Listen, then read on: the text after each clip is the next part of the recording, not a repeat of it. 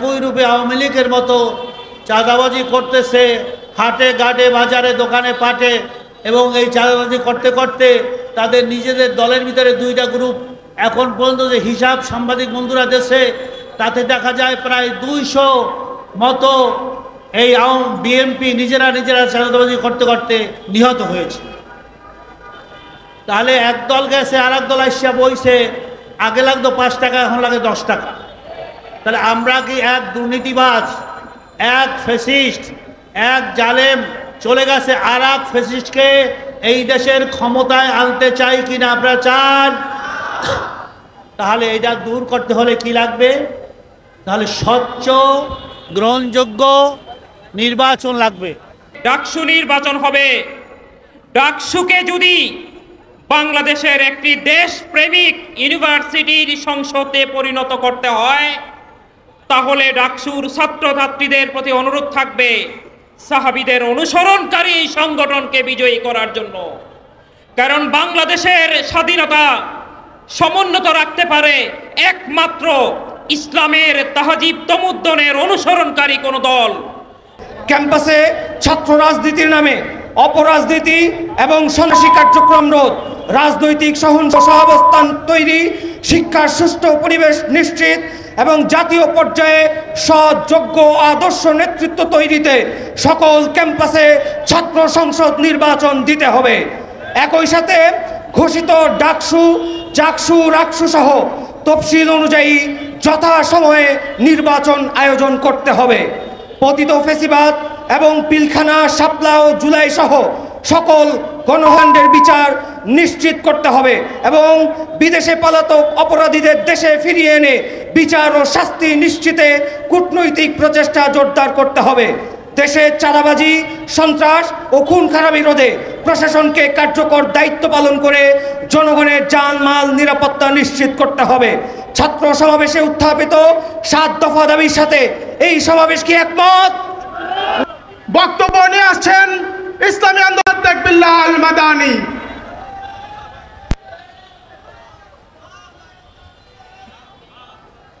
আসসালামু আলাইকুম ওয়া রাহমাতুল্লাহি ওয়া বারাকাতুহু। বাজি সে দামামা বাদ রে মামা, শির উঁচু করি মুসলমান, দাওয়াত এসেছে নয়া জামানার ভাঙ্গা খেলায় উড়ে নিশান। কাজী কবিরুল ইসলাম নজরুল ইসলাম আমাদের জাতীয় কবি, তার এই জ্বালাময়ী কবিতার ছন্দ দিয়ে শুরু করতে চাই। বিসমিল্লাহির রহমানির রহিম। জাল হক ওয়া যাকাল বাতিল, ইন্নাল বাতিলা কানা যাহুকা। সত্যের আগমন হয়েছে, মিথ্যা দুর্বৃত্ত। এই যে জুলাই আগস্টের ছাত্র জনতার গণ অভ্যুত্থানের মাধ্যমে আমরা একটি নূতন বাংলাদেশ পেয়েছি।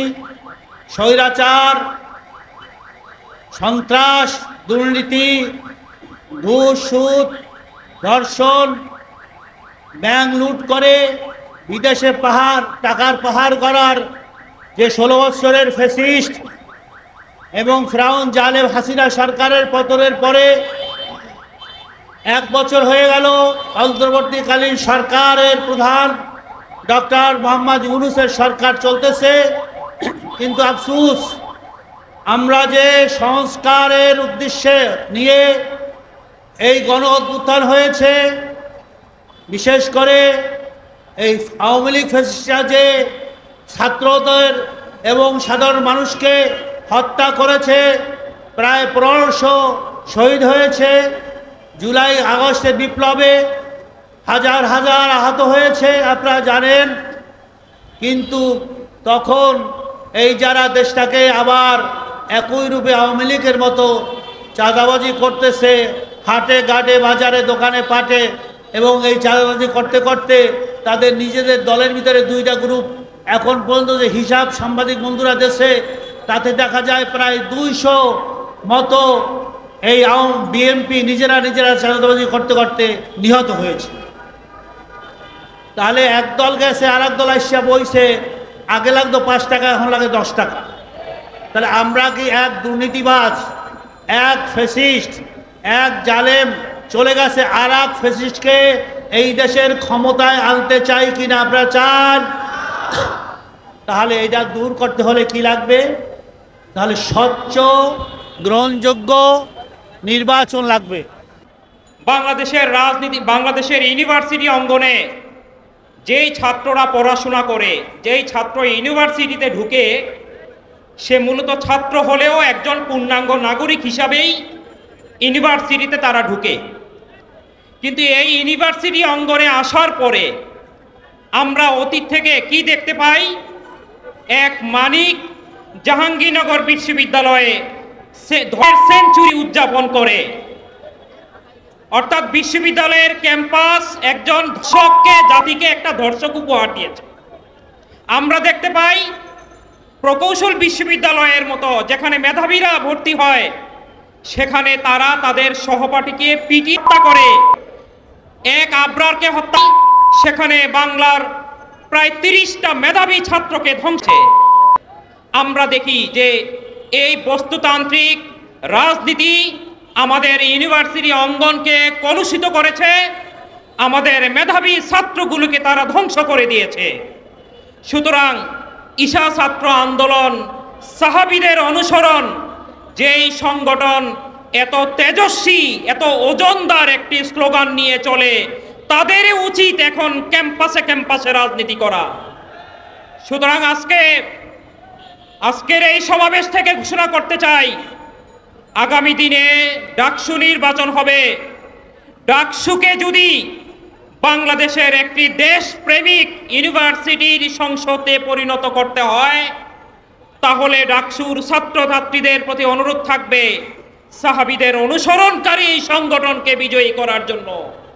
কারণ বাংলাদেশের স্বাধীনতা সমুন্নত রাখতে পারে একমাত্র ইসলামের তাহজিব তমুদ্দনের অনুসরণকারী কোন দল।